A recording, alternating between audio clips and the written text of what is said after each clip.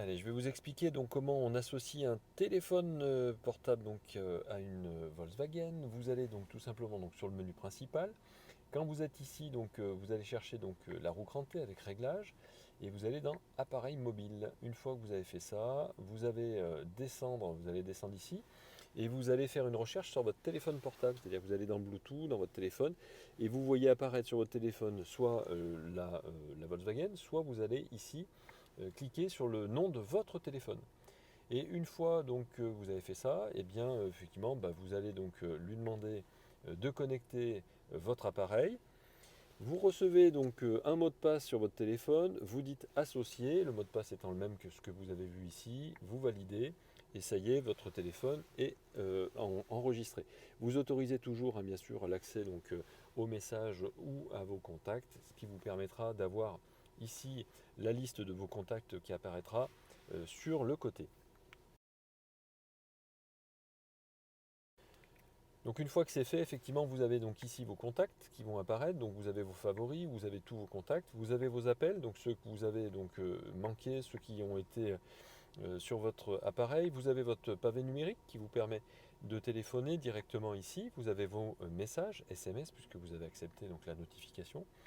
Et ici, vous avez les réglages qui vous permettront de sélectionner un téléphone. C'est-à-dire que celui-ci est en route, mais par exemple, si vous avez plusieurs téléphones qui ont été associés à la voiture et que vous souhaitez qu'il y en ait un qui soit connecté à la voiture plutôt qu'un autre, il vous suffira donc de choisir dans les téléphones qui ont déjà été associés à la voiture et vous passez de l'un à l'autre comme ceci.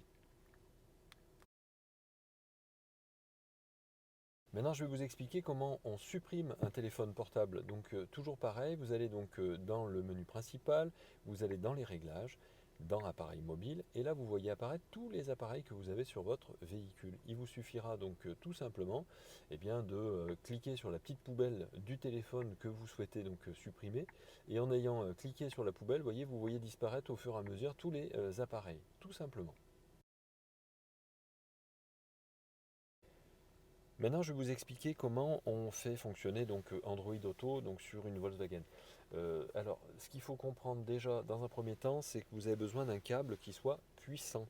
Un câble puissant, c'est un câble d'origine. Et si vous n'avez plus de câble d'origine et que vous en commandez un sur Internet, ne commandez pas un câble qui vient de Chine, essayez de commander un câble d'origine.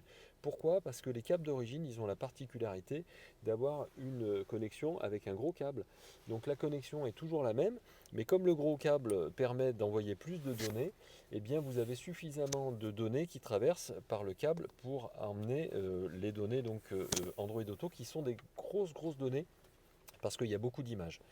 Donc une fois que vous avez fait ça, alors Android Auto a la particularité de demander d'abord à ce que le téléphone soit associé à la voiture. Donc une fois que vous avez associé le téléphone à la voiture, vous connectez effectivement le câble d'origine à votre téléphone et une fois que vous avez fait ça, vous connectez l'autre partie à la voiture. Si votre voiture est équipée avec une prise USB-C, ce qu'on appelle, vous pouvez acheter un dongle comme ça qui permet en fait de connecter votre câble en USB-A à un USB-C. Et une fois que vous avez fait ça, vous connectez votre câble à la voiture. Connectez toujours sur la partie gauche. Si jamais vous avez plusieurs prises, prenez toujours celle de gauche.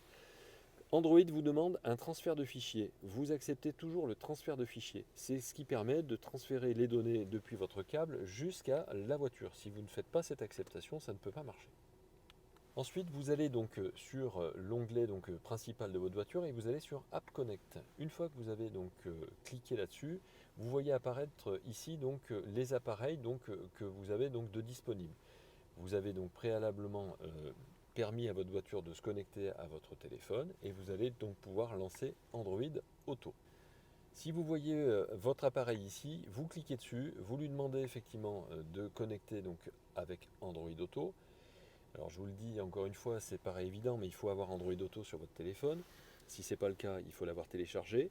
Et je vous dis aussi que quand vous avez la première connexion, vous avez Android Auto qui vous dit attention, activez bien votre Bluetooth et autorisez la voiture à accéder aux notifications. Une fois que vous avez fait ça, vous faites suivant et désormais, vous n'avez plus qu'à attendre que votre téléphone affiche Android Auto sur cet écran. Voilà, lorsque c'est fait, vous avez donc vos vignettes ici, donc vos icônes qui apparaissent ici. Vous allez pouvoir donc monter ou descendre pour choisir l'icône qui vous intéresse, pour écouter la musique, pour écouter effectivement depuis YouTube Music, etc.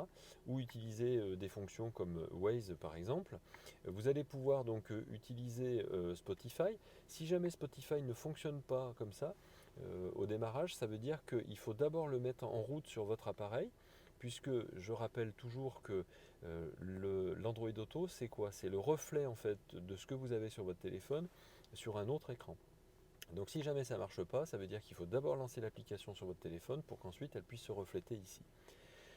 Une fois que vous avez fait ça, il faut savoir que vous avez donc les raccourcis qui apparaissent ici de ce que vous avez déjà utilisé. Vous avez ici le OK Google, donc soit vous le dites et donc il s'ouvre, soit vous ne le dites pas, mais vous appuyez sur le bouton et à ce moment-là, il vous écoute. Et ça vous permet effectivement d'utiliser donc les applications sur votre écran. Alors bien sûr la procédure est un petit peu longue, mais si vous enlevez le câble de votre téléphone et que vous l'avez dissocié, le fait de l'avoir mis en route, désormais à chaque fois que vous allez simplement brancher votre téléphone à votre voiture, tout va se mettre en route automatiquement. C'est la première installation qui est un petit peu compliquée, après ça se fait tout seul. Voilà, je vais vous expliquer maintenant comment associer donc un téléphone Apple avec Apple CarPlay sur une Volkswagen. Vous allez voir, ça va très très vite parce qu'avec Apple, il n'y a pratiquement rien à faire.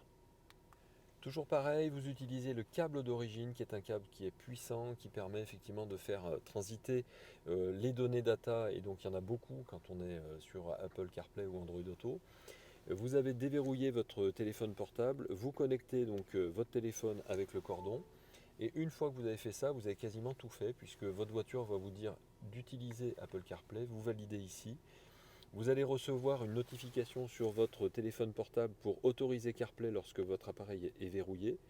Et vous pouvez, si jamais c'est le cas sur votre voiture, activer le CarPlay sans fil. Je rappelle que le sans fil marche avec le CarPlay, mais pas forcément avec Android Auto. Aujourd'hui, ce n'est pas encore compatible. Mais une fois que vous avez validé ça, si jamais vous enlevez donc le cordon de de votre CarPlay, votre voiture va reconnaître à nouveau votre téléphone lorsque vous rebranchez donc l'appareil, et ça se lancera automatiquement. Donc il n'y a pas plus ou moins de choses à faire, c'est donc vraiment tout simple. L'interface CarPlay est un petit peu plus grande que l'interface Android Auto. Vous retrouvez donc tous vos onglets, vous allez pouvoir passer de l'un à l'autre. Vous avez ici les widgets ou les onglets au choix.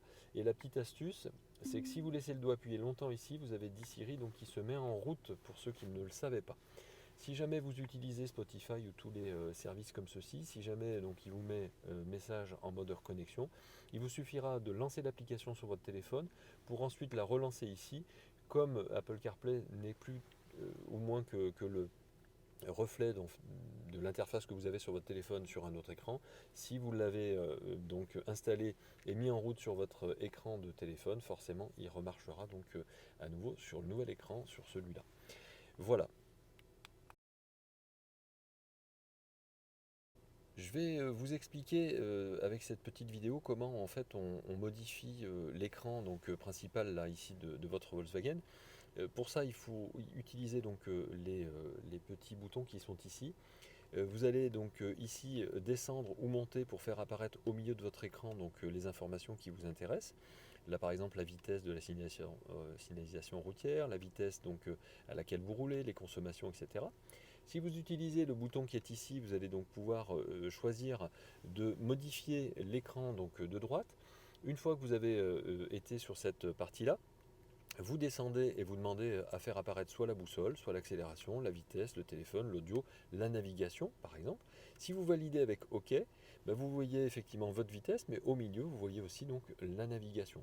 Donc à nouveau je rappuie sur le bouton de droite, et à la place de la navigation je veux faire afficher les réglages par exemple. Je valide avec OK, et quel réglage je veux faire apparaître? Les consommations moyennes, la vitesse moyenne, etc. Je coche. Et une fois que j'ai coché, je reviens en arrière et vous voyez apparaître ici à votre écran les consommations. Alors là, bien sûr, on ne roule pas, donc ça ne vous les marque pas.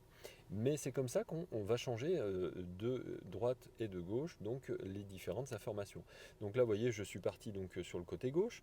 Je veux faire apparaître par exemple allez, on va faire aucun affichage. Je fais OK et là, vous n'avez plus d'affichage. Voilà, c'est tout simple, voilà, c'est ce qui vous permet vraiment de modifier, de paramétrer donc votre affichage sur votre cockpit. Vous avez le changement de vue aussi qui est possible avec le petit bouton qui est ici, donc View, et à chaque fois que vous appuyez sur le bouton, vous allez avoir donc un affichage qui va être modifié. Donc vous aurez donc le paramétrage avec votre compteur contour. Vous aurez donc ici l'espace qui vous sépare entre votre voiture et celle de devant. Donc si vous avez mis par exemple le régulateur de vitesse adaptatif. Vous avez donc ici la cartographie donc, qui apparaît en grand et vous avez donc toujours le revenir donc au menu principal avec ce bouton. Et lorsque vous allez appuyer donc sur le bouton à droite ou le bouton à gauche, vous allez pouvoir faire apparaître à nouveau des affichages donc sur cet écran de base et donc vous choisissez l'affichage que vous voulez faire apparaître. Voilà, j'espère que ça vous aura été utile. Bien sûr, nous restons à votre disposition. Si vous avez des questions, laissez-nous un petit commentaire. On répond à tout le monde.